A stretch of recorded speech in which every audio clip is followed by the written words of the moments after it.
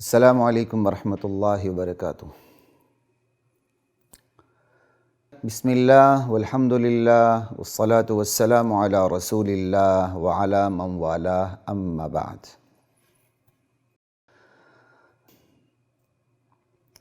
خواتین و حضرات، سوال جواب کی نشست کے ساتھ خلیق الرحمن آپ سے مخاطب ہے۔ آج کا سوال نمبر 17 ہے اور ایک اہم ترین سوال ہے جو اس وقت بعض حوالوں سے سوشل میڈیا پہ گردش بھی کر رہا ہے۔ سوال یہ ہے کہ داماد رسول صلی اللہ علیہ وسلم میں سے بطور داماد کون سے داماد افضل ہیں، یعنی رسول کریم صلی اللہ علیہ وسلم کے دامادوں میں سے کون سے داماد بطور داماد افضل ہیں؟ اللہ اکبر۔ جواب کی طرف بڑھتے ہیں، امید ہے آپ کا ساتھ رہے گا۔ نبی علیہ السلام کے 3 داماد تھے اور 4 بیٹیاں تھیں۔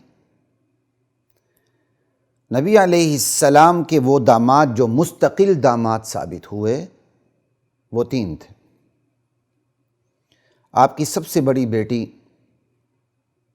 حضرت زینب رضی اللہ تعالی عنہ، ان کے شوہر، ان کے میاں حضرت ابو العاص بن ربیع اموی رضی اللہ تعالی عنہ، جو حضرت خدیجہ رضی اللہ تعالی عنہ کے بانجے تھے، حضرت حالہ کے بیٹے تھے۔ حضرت حالہ خود بہت بڑی قربانی دینے والی صحابیہ تھیں۔ اللہ اکبر۔ اسی طرح حضور صلی اللہ علیہ وسلم کی ترتیب کے ساتھ 2 بیٹیاں حضرت رقیہ اور حضرت ام کلثوم رضی اللہ تعالی عنہما، ان دونوں کے شوہر خلیفہ ثالث حضرت عثمان بن عفان اموی رضی اللہ تعالی عنہ تھے۔ حضرت عثمان ذو النورین بن عفان رضی اللہ تعالی عنہ۔ حضرت رقیہ حضرت عثمان کے عقد میں تھیں، فوت ہو گئیں۔ اس کے بعد ان کے عقد میں نبی علیہ السلام نے اپنی تیسری بیٹی حضرت ام کلثوم رضی اللہ تعالی عنہ آپ کے عقد میں تھی۔ نبی علیہ السلام کی آخری اور چوتھی بیٹی حضرت فاطمہ رضی اللہ تعالی عنہ، ان کے شوہر حضرت علی رضی اللہ تعالی عنہ۔ 4 بیٹیاں، مستقل جو داماد ثابت ہوئے وہ 3، ایک داماد کے بعد یک بعد دیگریں آپ کی 2 بیٹیاں گئیں، اس طرح 4 بیٹیاں اور 3 داماد۔ اب ان 3 دامادوں میں رتبے کے حوالے سے جو درجہ بندی ہے وہ عیارہ چہ بیاں کے مصداق ہے، اظہر من الشمس ہے۔ صحیح بخاری کی روایت ہے، ابن عمر رضی اللہ تعالی عنہما راوی ہیں، عن ابن عمر رضی اللہ تعالی عنہما قال كنا فی زمن النبی صلی اللہ علیہ وسلم لا نعدل بأبی بکر احدا۔ حضرت ابن عمر رضی اللہ تعالی عنہما فرماتے ہیں کہ نبی کریم صلی اللہ علیہ وسلم کے زمانے میں ہم ابو بکر رضی اللہ تعالی عنہ کے برابر کسی کو نہیں سمجھتے تھے۔ ثم عمر، پھر حضرت ابو بکر کے بعد خلیفہ ثانی عمر رضی اللہ تعالی عنہ کے برابر کسی کو نہیں سمجھتے تھے۔ ثم عثمان، پھر عمر رضی اللہ تعالی عنہ کے بعد حضرت عثمان رضی اللہ تعالی عنہ کے برابر کسی کو نہیں سمجھتے تھے۔ ثم نترک اصحاب النبی صلی اللہ علیہ وسلم لا نفاضل بینہم، پھر ہم نبی کریم صلی اللہ علیہ وسلم کے صحابہ کو چھوڑ دیتے تھے، یعنی ان کے مابین فضیلت قائم کرنا کہ کون افضل ہے۔ پھر حضرت عثمان کے بعد پھر جو دیگر صحابہ ہیں ہم ان میں فضیلت نہیں دیتے تھے۔ یہ صحیح بخاری کی روایت ہے اور صحیح بخاری کی روایت 3698 ہے۔ بظاہر یہ موقوف روایت ہے کیونکہ حضرت ابن عمر رضی اللہ تعالی عنہ کا قول ہے، لیکن حقیقت میں یہ مرفوع روایت ہے۔ اہل علم اچھی طرح جانتے ہیں، یہاں اس وقت تشریح کا موقع نہیں، میں اپنے سوال کے جواب پہ ہی رہنا چاہتا ہوں۔ صحابہ کا اتفاق اور نبی علیہ السلام تک خبر کا پہنچنا اور آپ کا خاموش رہنا یہ دلیل ہے کہ یہ موقوف روایت مرفوع ہے۔ اتنی بات کافی ہے۔ امت کا اجماع ہے کہ چاروں خلفاء میں، خلفاء تو صحابہ اس کے بعد بھی رہے، حضرت حسن بھی تھوڑی دیر کے لیے خلیفہ رہے، پھر حضرت امیر معاویہ رضی اللہ تعالی عنہ خلیفہ رہے، لیکن پہلے چار خلفاء کی بات ہو رہی ہے۔ امت کا اجماع ہے کہ خلفائے اربعہ پہلے چار خلیفوں میں جو خلافت کی ترتیب ہے، دراصل یہی ترتیب ان کے درمیان فضیلت کی ترتیب ہے کہ خلافت میں جس طرح یہ پہلے ابو بکر ہیں، پھر عمر ہیں، پھر عثمان ہیں، پھر علی ہیں رضی اللہ عنہم اجمعین، بالکل اسی طرح پہلے نمبر پر اب فضیلت میں ابو بکر ہیں، پھر عمر ہیں، پھر عثمان ہیں، پھر علی ہیں رضی اللہ تعالی عنہم اجمعین۔ لیکن یاد رکھیے، فضیلت اصل ہے، خلافت فرع ہے۔ کیا مطلب؟ کہ خلافت فضیلت کے تابع ہے۔ کچھ باتیں علمی حوالے سے ایک دو لفظ عربی کے آ جائیں گے تو اردو دان اس حوالے سے پریشان نہ ہو، یہ ہماری مجبوری ہوتی کہ ہم جس معاشرے میں یوز ٹو ہوتے ہیں تو کچھ الفاظ ایسے آ جاتے ہیں، لیکن میں الفاظ استعمال کرتے ہوئے کوشش کرتا ہوں کہ باقی جو تشریح ہوتی رہے اس میں کوئی تشنگی محسوس نہ ہو۔ اب یہ دیکھیں کہ ابن عمر رضی اللہ تعالی عنہما کی حدیث جو حقیقت میں مرفوع حدیث ہے وہ بھی آپ کے سامنے، پھر امت کا اجماع ہوا، امت کے اجماع کے اندر حضرت علی بھی شامل ہو گئے، تو چاروں خلفاء کے درمیان فضیلت کی ترتیب وہی جو ان کی خلافت کی ترتیب ہے۔ نتیجہ بالکل ظاہر ہو گیا کہ دامادوں میں نبی علیہ السلام کے جو داماد حضرت عثمان ہیں وہ افضل ہیں حضرت علی سے، اور حضرت علی مفضول ہیں حضرت عثمان کے مقابلے میں۔ اب ان چاروں خلفاء میں حضرت عثمان اوپر چلے گئے جو داماد ہیں، حضرت علی ان سے نیچے ہو گئے جو داماد ہیں۔ چاروں میں تو تیسرے داماد جو پہلے داماد ہیں دراصل ترتیب میں، حضرت ابو العاص بن ربیع اموی رضی اللہ تعالی عنہ، جو حضرت خدیجہ آپ کی چہیتی زوجہ، پہلی زوجہ حضرت خدیجہ بنت خویلد کی کے بانجے تھے، وہ تو شامل ہی نہیں ہیں، تو وہ خود بخود تیسرے درجے پہ چلے گئے۔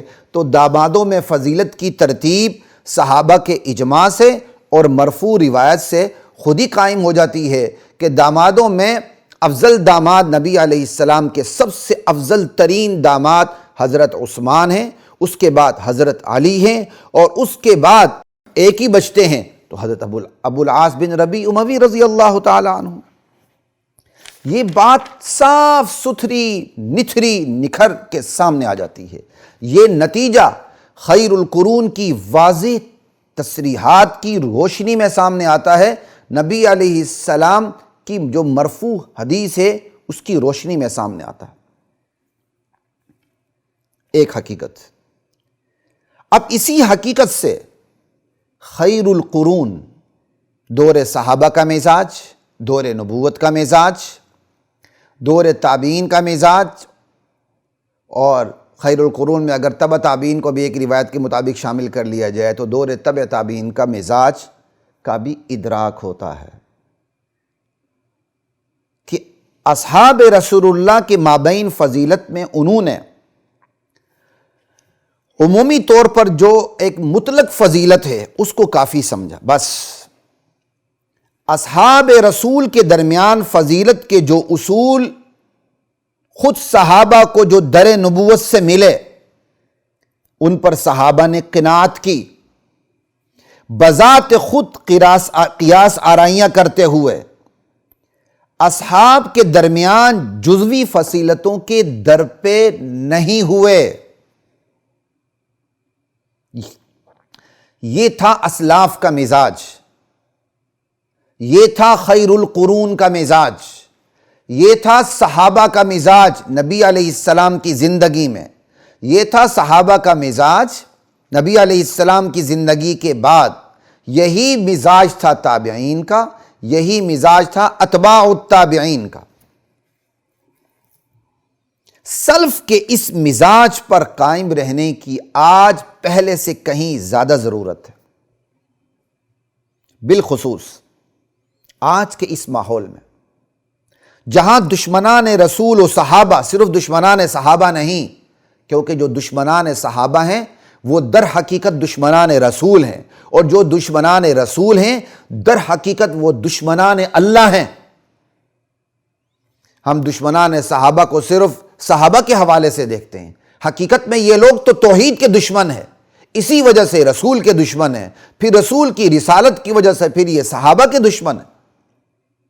ہم تو اس درجہ بندی پہ آ ہی نہیں رہے، ہماری پتہ نہیں عوام کو کیا ہو گیا، عوام تو کیا پتہ نہیں علماء کو کیا ہو گیا۔ تو خیر، موضوع سے بات ادھر ادھر نہ ہو جائے، بالخصوص آج کے اس ماحول میں سلف کے اس مزاج پر قائم رہنے کی ضرورت ہے کہ صحابہ کے درمیان جو فضیلتوں کے اصول، معیار در نبوت سے ملے انہی کو کافی سمجھ لیں۔ صحابہ کے درمیان جزوی فضیلتوں کے پیچھے نہ جائیں کہ ایک ایک صحابی کو پڑھیں، اس کی جزوی فضیلتوں کو دیکھیں، پھر ایک ایک صحابی کو اس کی جزوی فضیلت دیکھتے ہوئے دوسرے پر فضیلت دیتے چلے جائیں۔ یہ صحابہ کا، یہ اسلاف کا مزاج نہیں تھا۔ بالخصوص آج کے اس ماحول میں اس مزاج کی، صحابہ کے مزاج کو قائم رہنے کی شدید ضرورت ہے۔ آج کے اس ماحول میں جہاں دشمنان رسول و صحابہ ہماری بات کو اچک کر اپنے معنی پہنانے اور اپنا مطلب پورا کرنے کی ناکام کوشش کرتے نظر آتے ہیں۔ سلف کا یہ مزاج کبھی بھی نہیں رہا کہ اصحاب کے مابین جو مطلق فضیلتیں ہیں ان کو نظر انداز کرتے ہوئے جزوی فضیلتوں میں ایک ایک جز کو لے کر اصحاب کو ایک دوسرے پر فضیلت دیتے نظر آئیں۔ کیوں؟ کیونکہ اگر ایک جز میں، اگر کسی ایک خوبی میں کسی صحابی کو برتری حاصل ہے تو اسی برتر صحابی پر دوسری خوبی کے حوالے سے دوسرے صحابی کو برتری حاصل ہو جاتی ہے، جو ایک خوبی کے حوالے سے کمتر تھا اس صحابی سے، لیکن وہ دوسری خوبی میں برتر صحابی سے بڑھ جاتا ہے۔ ایسے میں کن کن خوبیوں کو معیار بنا کر بات کی جائے گی؟ پھر تو ایک لامتناہی سلسلہ شروع ہو جائے گا جس کے لیے پوری زندگی بھی ناکافی ہے۔ اور اس کے علاوہ کسی امتیازی خوبی کو فضیلت کا معیار بنانے کے لیے بھی جگرا درکار ہے، جگرا، حوصلہ درکار ہے۔ لہذا جن امور میں سلف نے بحث نہیں کی، جن امور پر بحث کرنے کی سلف نے ضرورت نہیں سمجھی اور آج بھی اس کی ضرورت نہیں ہے، تو پھر ایسے امور میں نہ الجھنے میں ہی عافیت ہے۔ بالخصوص جب ہمارے تبصروں اور تجزیوں سے اور اپنی اپنی عدالتیں قائم کرنے سے ہماری نیت کے بغیر بھی یہ بو محسوس ہونے لگے، بلکہ بدبو محسوس ہونے لگے کہ ہم اصحاب رسول کو سامنے بٹھا کر خود ان کے لیے عدالت کا درجہ اختیار کر چکے ہیں، خود ان کے لیے عدالت بن چکے ہیں، کہ ایسے میں نہ چاہتے ہوئے بھی اصحاب کی تنقیص اور توہین لازم آئے گی۔ جب ہم ان کے لیے، ہماری نیت نہیں ہے لیکن ہمارے تبصروں سے، ہمارے تجزیوں سے یہ بدبو آنے لگے کہ ہم صحابہ کے لیے خود عدالت بن چکے ہیں، تو پھر ایسے میں صحابہ کی تنقیص ہی لازم آئے گی، صحابہ کی توہین ہی لازم آئے گی۔ اللہ کی پناہ کہ ہم صحابہ بارے خود، صحابہ کی نسبت ہم خود عدالت بن جائیں، جو عدالت ہیں ہم ان کے لیے عدالت بن جائیں، اللہ کی پناہ، عیاذا باللہ۔ اللہ اکبر۔